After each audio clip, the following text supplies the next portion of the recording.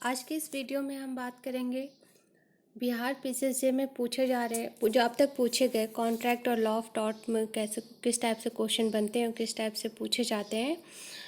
उसी को देखते हुए हम कुछ प्रीवियस ईयर्स क्वेश्चन हैं बिहार पीसीएसजे के जिसको सॉल्व करेंगे, जिनमें पहला क्वेश्चन है कि every promise and every set of promises forming the consideration for each other is, यानी कि प्रत्येक वचन और प्रत्येक वचनों का सेट जो एक दूसरे के लिए प्रतिफल का निर्माण करते हो वो क्या कहलाएंगे।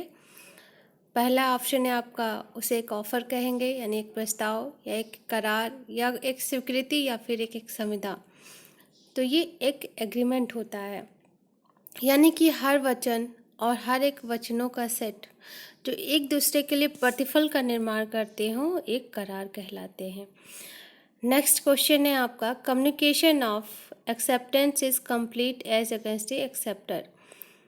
स्वीकृति की संसूचना स्वीकृतकर्ता के विरुद्ध कंप्लीट हो जाती है जैसे ही यह ट्रांसमिशन के कोर्स में रखी जाती है। जैसे ही प्रपोजर एक्सेप्टेंस की बात को स्वीकृतकर्ता को संसूचित कर देता है, या जब यह स्वीकृतिकर्ता के पास प्रपोजरकर्ता या फिर जब यह प्रपोजरकर्ता जो प्रपोजर है जो प्रस्ताव करता है उसके पास स्वीकृतिकर्ता के द्वारा पहुंच जाती है, या फिर जब यह प्रपोजर के यानी जो प्रस्ताव करता है उसके नॉलेज में आ जाती है। तो सेक्शन 4 जो इंडियन कॉन्ट्रैक्ट एक्ट का है वो आपको साफ साफ बताता है कि जैसे ही प्रस्तावकर्ता को इस बात की सूचना मिल जाती है, यानी ये बात उसके नॉलेज में आ जाती है कि जो स्वीकृति है उसे एक्सेप्टर ने स्वीकृतिकर्ता ने स्वीकृत कर लिया है, तो यह communication of acceptance as against acceptor complete हो जाता है। नेक्स्ट क्वेश्चन है आपका, एक टेंडर होता है, कोई ऑफर प्रस्ताव के लिए आमंत्रण यानी एन इनविटेशन टू ऑफर या फिर एन इनविटेशन फॉर डिस्कशन या ए प्रॉमिस। तो एक टेंडर आपका इनविटेशन टू ऑफर होता है, क्योंकि टेंडर अभी कंप्लीट कॉन्ट्रैक्ट नहीं होता है, ना ही ये प्रपोजल होता है।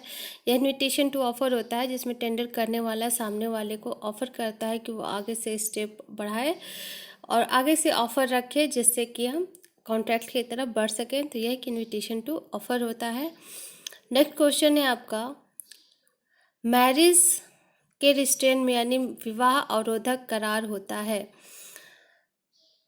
विवाह अवरोधक करार आपका शून्य होता है इंडियन कॉन्ट्रैक्ट एक्ट के सेक्शन 26 के अकॉर्डिंग, कि अगर कोई ऐसा करार किया जाए जिससे विवाह अवरोधक हो तो वो आपका शून्य होगा, सिवाय चाइल्ड मैरिज को रोकने वाले यानी बाल विवाह को रोकने के।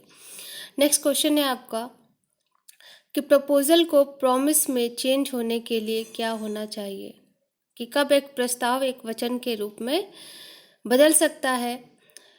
तो इसके लिए क्या होना चाहिए, जो स्वीकृति हो प्रपोजल की यानी जो प्रस्ताव की स्वीकृति हो वो एब्सोल्यूट और अनक्वालिफाइड होनी चाहिए, यानी कि पूर्णतः और अनन्य होनी चाहिए, यानी उसमें कोई शर्त ना लगी हो, उसमें कोई टर्म्स एंड कंडीशन ना लगी हो, उसे जिस फॉर्म में प्रपोजल किया गया है उसी फॉर्म में एक्सेप्ट किया गया हो। इसको आप ऐसे समझेंगे कि जिस फॉर्म में प्रपोजल किया गया है उसी फॉर्म में एक्सेप्ट किया गया है, कोई इफ़ बट यानी कोई टर्म्स एंड कंडीशन नहीं लगाया गया हो।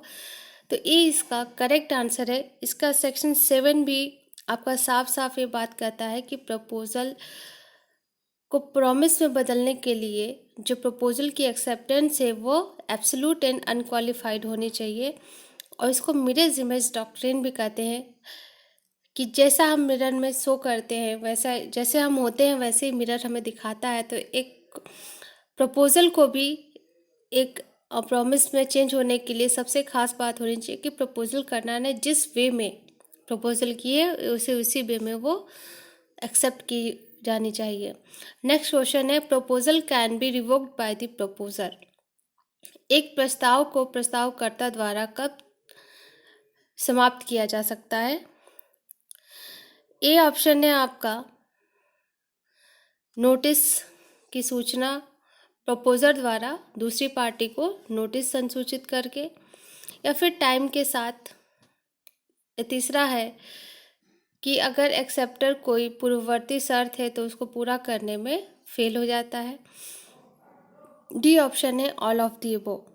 तो डी इसका करेक्ट आंसर है। और ये सारी चीज़ें कैसे प्रपोजर कोई प्रपोजल रिवोक कर सकता है, आपके section 6 of the Indian contract act में बताया गया है।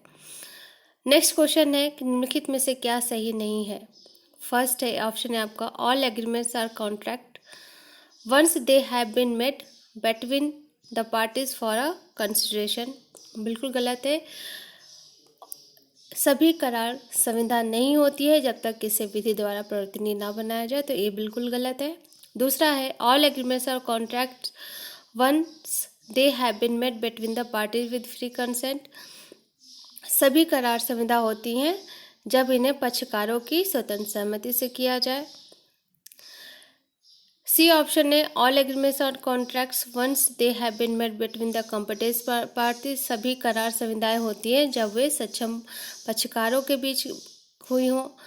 नेक्स्ट है ऑल एग्रीमेंट्स और contract if they are made by the free consent of the parties competent to contract for lawful consideration and lawful object and not expressly declared by law to be wide.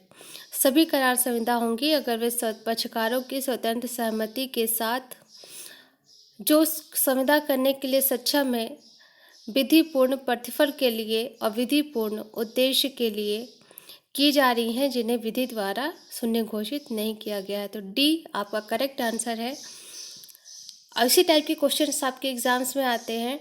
और आगे बढ़ने से पहले हम आपको बता दें कि अगर आप हमसे जुड़ना चाहते हैं तो हम UP PCSJ, Bihar PCSJ and Bihar APO, साथ ही साथ छत्तीसगढ़ PCSJ का भी क्रैश कोर्स कराया जा रहा है जिसमें आपको notes, study material and proper guidance आपको मिलेगी। सो उसके लिए अगर आप हमसे जुड़ना चाहते हैं तो आप सब्सक्रिप्शन बॉक्स में दिए हुए नंबर पर जाके आप हमसे जुड़ सकते हैं। एंड आगे बढ़ते हैं, कंटिन्यू करते हैं। नेक्स्ट क्वेश्चन है कि अगर कोई वैध कॉन्ट्रैक्ट है,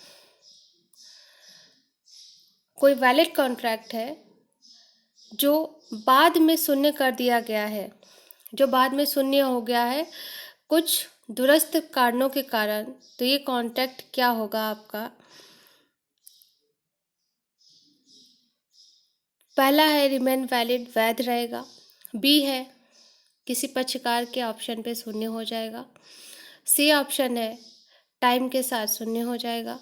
डी ऑप्शन है becomes void since the time it ceases to be enforceable, या उस समय से शून्य हो जाएगा जब यह अनपरिवर्तनीय, जब इसका परिवर्तन होना समाप्त हो जाता है।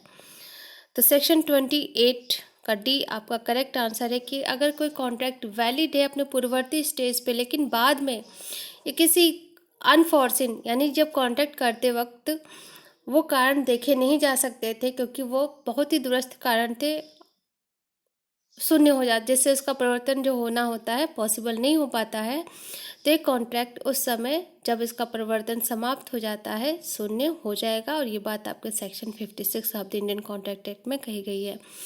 नेक्स्ट क्वेश्चन है एवैग्रिक करार। एक अंडर इंडियन लॉ एवैग्रिक कॉन्ट्रैक्ट यानी बाजी करार होता है शून्य। बाजी करार आपका शून्य होता है section 30 of the Indian contract act के अंतर्गत। नेक्स्ट क्वेश्चन है आपका कि कोई व्यक्ति किसी अन्य व्यक्ति की चीज़ पाता है और उसे अपने पास रख लेता है तो वो रिस्पॉन्सिबल होगा एक ऑनर के समान, यानी एक स्वामी के समान, एक प्लेजी के समान यानी गिरवीकर्ता के समान, या एक बैली के समान, या कस्टेडियन के समान। बैली को उपनिधान बोलते हैं हिंदी में। तो अगर हम रास्ते पे सपोज जा रहे हैं, हमें किसी की कोई चीज़ मिल जाती है तो हम एज ए बैली यानी एक उपनिधान के समक्ष हमारी लायबिलिटी बनती है। और section 71 of the Indian contract act में आपकी ये बात बताई गई है कि जो फाइंडर ऑफ गुड्स है, कोई वस्तु पाने वाले व्यक्ति की दायित्व है वह एज ए वैली यानी एक उपनिधाता के समान होगी। तो इसका सी करेक्ट आंसर है। नेक्स्ट क्वेश्चन है आपका, an agency under the contract act is terminated bye. संविदा अधिनियम के अंतर्गत कब एक अभिकरण समाप्त हो जाता है? फर्स्ट ऑप्शन है आपका प्रिंसिपल के द्वारा, जब प्रिंसिपल अपना प्राधिकार समाप्त कर लेता है, प्रिंसिपल या किसी एजेंट की डेथ पे, या फिर जब प्रिंसिपल इंसॉल्वेंट हो जाता है, दिवालिया हो जाता है, और डी ऑप्शन है आपका ऑल ऑफ दी अबव। तो डी करेक्ट आंसर है आपका। Section 201 of the Indian contract act यानी सेक्शन 201 में आपकी वो कंडीशंस बताई गई है जिनमें एजेंसी आपकी समाप्त हो जाती है, एजेंसी का टर्मिनेशन कर दिया जाता है। नेक्स्ट क्वेश्चन है कि ए अपना घोड़ा 5,000 में, जो 5,000 का है उसे 1,000 में बी को बेचने को तैयार हो जाता है। ए ने कंसेंट जो करार दी है इसके लिए वो स्वतंत्र रूप से दी है। ये करार होगा a contract, not a contract for in education of contract. एक संविदा होगी, एक संविदा नहीं होगी क्योंकि प्रतिफल अपर्याप्त है। सी ऑप्शन है परिवर्तनीय होगा। डी ऑप्शन है यह संविदा अधिनियम के अगेंस्ट है। तो मान लीजिए एक के पास अगर एक कोई घोड़ा है जिसकी कीमत 5,000 है और उसे 1,000 में बी को बेचता है तो इससे कोई फर्क नहीं पड़ता है। हमारा सेक्शन 25 आपका साफ साफ कहता है कि इन एडुकेशन ऑफ कंसिडरेशन यानी प्रतिफल की अपर्याप्तता कोई मैटर नहीं रखती है। सिर्फ यह एक एविडेंस के रूप में प्रस्तुत की जा सकती है कि सामने वाले की कंसेंट फ्री नहीं थी, अदरवाइज इससे एग्रीमेंट कॉन्ट्रैक्ट पे कोई प्रभाव नहीं पड़ेगा, कॉन्ट्रैक्ट आपका इन्फोर्सेबल होगा। तो A is the correct answer.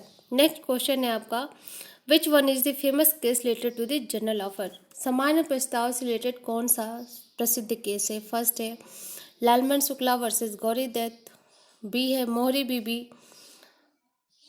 Versus Dharmodas Ghose, C है Carlill versus Carbolic Smoke Ball Company, and D है McPherson's versus Appanna. C is the correct answer, Carlill versus Carbolic Smoke Ball Company. And जैसे महामारी इस time हमारे साथ हमारे देश में फैली हुई एक कोरोना, उसी टाइप से उस टाइम भी एक महामारी फैली हुई थी जिसको रोकने के लिए कार्बोलिक स्मोक बॉल कंपनी ने कोई मेडिसिन बनाई थी और चैलेंज किया था कि इसके द्वारा मेडिसिन बताए गए टर्म्स के अनुसार ली जाएंगी तो बिल्कुल 100% फ़ायदा होगा, लेकिन जो कंज्यूमर था उसको फ़ायदा नहीं हुआ। तो फिर उसने केस किया था।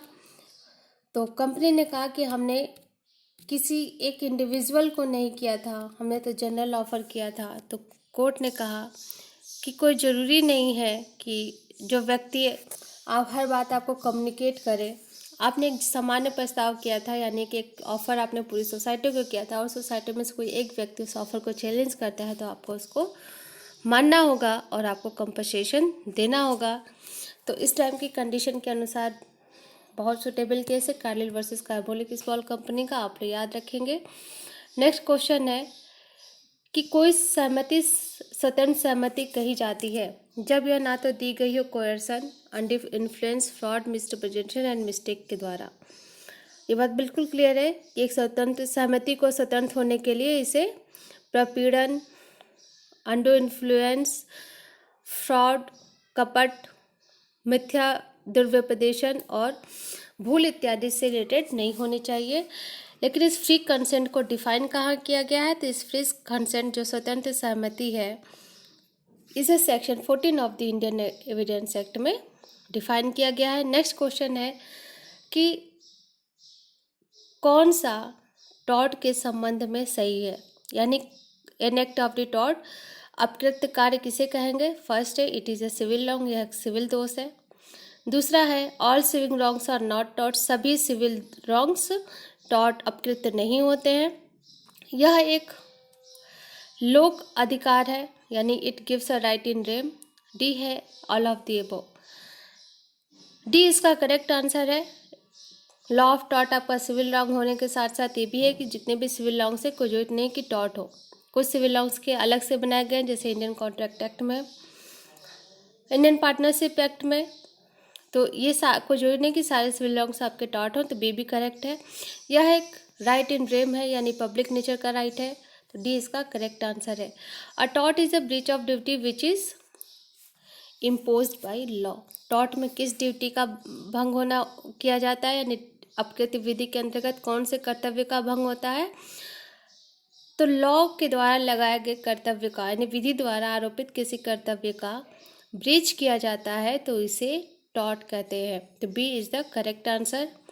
नेक्स्ट कौन सा है? नेक्स्ट क्वेश्चन आपका पूछा गया है, who said that liability in law of tort arises only when the wrong is covered by anyone or the other nominated tort. किसने कहा कि अपकृत्य विधि के अंतर्गत दायित्व तभी उत्पन्न होगा जब जो अपकृत्य है वह कुछ जो नॉमिनेटेड टॉर्ट है, यानी जिनको एक पर्टिकुलर स्पेसिफाइड विशिष्ट नाम है, उनके अंतर्गत आता हो। ये बात किसने कही? तो ये बात आपकी साल्मन ने कही थी। इसको साल्मन का पिजन होल थ्योरी के नाम से भी जानते हैं इस सिद्धांत को। साल्मन ने कहा कि टॉर्ट में दायित्व उत्पन्न होने के लिए तभी कोई दायित्व उत्पन्न होगा जब यह कुछ दायित्व जैसे कि बनाए जा चुके हैं, जैसे कि नेग्लिजेंस इत्यादि, ये उनके अंतर्गत आता है, तो अदरवाइज उसे टॉर्ट में नहीं रखा होगा, नहीं माना जाएगा। यानी कि जितने होल्स बनाए गए हैं उसमें अगर कोई टॉर्ट बैठता है तभी उसे लॉ ऑफ टॉर्ट के अंतर्गत दायित्व एराइज होगा, अदरवाइज दायित्व एराइज नहीं होगा। तो ये साल्मन ने कहा था। नेक्स्ट क्वेश्चन है, qui facit per alium facit per se a maxim in law of tort is related to with act of tort. यानी कि ये मैक्सिम किससे रिलेटेड है? तो इस मैक्सिम का मतलब होता है कि एक व्यक्ति एक वाइक्रेसली यानी प्रातिनिधिक दायित्व के रूप में दायित्वाधीन होगा अगर वो काम उसके कहने पे किसी और के द्वारा किया गया हो। यानी कि a person is vicariously liable for an act which he does through somebody else. तो यह आपका वाइक्रेस लायबिलिटी यानी प्रातिनिधिक दायित्व का सिद्धांत है। नेक्स्ट क्वेश्चन है, in a suit for damages on the ground of malicious prosecution what is required to be proved by plaintiff. Malicious prosecution यानी मिथ्या या विद्वेषपूर्ण अभियोजन के अपकृत्य में डैमेज को प्राप्त करने के लिए कौन सा आधार प्लेंटिफ के द्वारा प्रूव किया जाना चाहिए? तो मैलिशियस प्रोसिक्यूशन के लिए एक प्लेंटिफ को कुछ चीज़ें दिखानी चाहिए, जिनमें पहला है कि वो डिफेंडेंट यानी प्रोसिक्यूटर प्रतिवादी के द्वारा अभियोजित किया गया था। यह अभियोजन बिना किसी युक्तियुक्त और रीजनेबल कारण के था, बिना किसी युक्तियुक्त और संभावित कारण के था। प्लेंटिफ जो प्रोसीडिंग थी वो प्लेंटिफ के फेवर में जीती गई, यानी कि जो पिछले केस में डिफेंडेंट था वही प्लेंटिफ है और जो डिसीजन आया वो प्लेंटिफ के फेवर में आया। तो इसका डी राइट आंसर है। चारों कंडीशंस आपको प्लेंटिफ को प्रूव करनी पड़ेगी मैलिशियस प्रोसिक्यूशन में डैमेज को प्राप्त करने के लिए। उबी जस इबी रिमेडियम मैक्सिम का क्या मैक्सिम है? तो बहुत ही पॉपुलर मैक्सिम है, जिसका मतलब है कि अगर where there is a right there is a remedy, कि जहाँ अधिकार है वहाँ उपचार है। नेक्स्ट क्वेश्चन है आपका कि निम्नलिखित में से कौन सा famous case volenti non fit injuria यानी कि सहमति द्वारा क्षति, अगर किसी व्यक्ति को सहमति देने के लिए पर क्षति हुई है तो उस पे ये आपका जो एक्सेप्शन है वॉलंटरी नॉन फिट इंजीरिया आपका एक्सेप्शन है लॉ ऑफ टॉर्ट का, कि अगर किसी व्यक्ति ने अपनी सहमति दी है किसी डेंजर को सफ़र करने के लिए तो उस पर आपको लॉ ऑफ टॉर्ट अप्लाई नहीं होगा। लेकिन ये रेस्क्यू केसेस हैं, जो बचाव कार्य होते हैं, इसका कौन सा एक्सेप्शन है और किस केस में इस्टेब्लिश किया गया? तो ये आपका केस था hence versus Harwood. Hence versus Harwood के मामले में कहा गया कि वॉलंटरी नॉन फिट इंजीरिया का जो सिद्धांत है वो रेस्क्यू केसेस में अप्लाई नहीं होता है, यानी ये इसका अपवाद है। नेक्स्ट क्वेश्चन है कि प्रिंसिपल ऑफ एब्सोल्यूट लायबिलिटी पूर्ण दायित्व का सिद्धांत किस केस में लागू हुआ? तो बहुत ही popular case, that is MC Mehta versus union of India. And next question है, res ipsa loquitur is a rule of. Res ipsa loquitur का मतलब होता है थिंग्स स्पीक इटसेल्फ, यानी ये थिंग्स या वस्तु अपने आप बोलती है या परिस्थितियाँ अपने आप बोलती हैं। ये साक्ष्य विधि का नियम है, that is a rule of evidence law, जो आपके section 106 of the Indian evidence act में रखी गई हैं। नेक्स्ट क्वेश्चन है आपका, the standard of care required on the part of defendant in the tort of negligence is of. कि जो स्टैंडर्ड ऑफ केयर है जो डिफेंडेंट के द्वारा रिक्वायर की जाती है वो अपकृत्य विधि में होना चाहिए, एक हाईली स्किल्ड पर्सन की तरह। दूसरा है एनी पर्सन, आप कोई भी जो कम अंडरस्टैंडिंग का व्यक्ति है उस प्रकार का। तीसरा है रिजनेबल एंड प्रोडेंट, एक युक्तियुक्त और सामान्य प्रज्ञा के आदमी के द्वारा, या एक ऐसा व्यक्ति जो लीगल अंडरस्टैंडिंग रखता हो। तो जो स्टैंडर्ड ऑफ केयर हम नेग्लिजेंस में अपनाते हैं वो एक सामान्य प्रज्ञा और एक युक्तियुक्त व्यक्ति द्वारा होना चाहिए। इसमें कोई हाईली स्किल्ड पर्सन या कोई पर्सन जो कम लिस्ट अंडरस्टैंडिंग का इससे मतलब नहीं ना, इसमें लीगल अंडरस्टैंडिंग की बात है। यहाँ पे एक जो कॉमन प्रूडेंस है, यानी एक आम नागरिक की जो थिंकिंग होती है, जो कि आम नागरिक के प्रति एक आम नागरिक से केयर रखने की अपेक्षा की जाती है, वही आपका स्टैंडर्ड ऑफ केयर होता है। जैसे अभी कनिका कपूर का मामला आया था,